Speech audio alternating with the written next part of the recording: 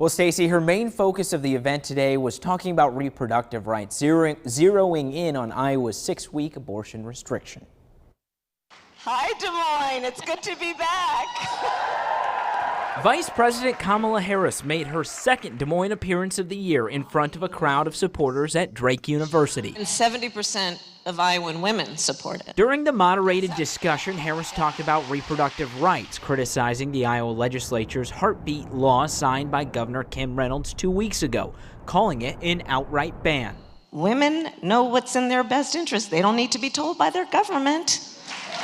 The law that's since been blocked by an injunction bans abortions after cardiac activity is detected.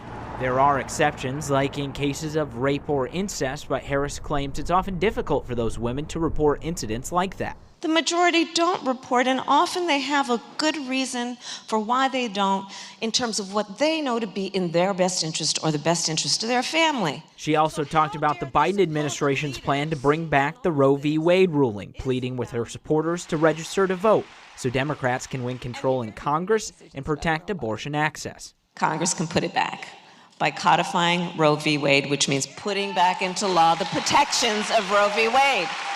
And Joe Biden will sign it. And Joe Biden will sign it. As the Harris motorcade rolled out, her supporters talked about the importance of her appearance as Republican candidates battle for the right to run against the Biden-Harris ticket. Just seeing her come in and seeing, everyone coming together just to support her, and then seeing that she's actually here in our neighborhood, Drake is here on campus, so I think it's real cool. And it's Iowa, so it's not really a huge deal, but it's still nice to see. It still makes us little guys feel pretty good.